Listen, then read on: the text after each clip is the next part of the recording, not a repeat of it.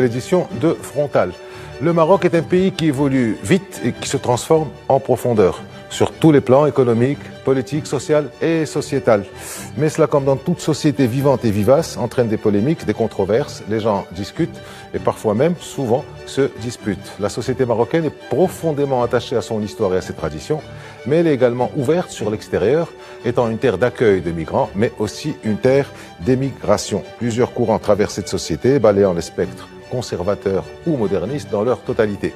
Cela crée des dissensions qui sont au final réglées dans la loi ou dans la pratique. La tradition se réconcilie avec la modernité et la dialectique entre conservateurs et progressistes fait avancer les choses par paliers, progressivement, en silence ou à bas bruit, mais dans l'assentiment de tous. Dans cette émission sur la sécularisation de la société marocaine, nous conduirons un débat entre deux intellectuels qui peuvent être rattachés à chacun des deux camps, si on peut appeler ça des camps, et nous essayerons de confronter leurs points de vue. Cheikh Ahmed Assid, bonsoir.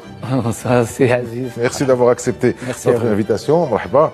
Vous êtes écrivain et vous êtes aussi militant de droits humains, bien connu sur la scène sociale et sociétale marocaine. Merci d'être avec nous.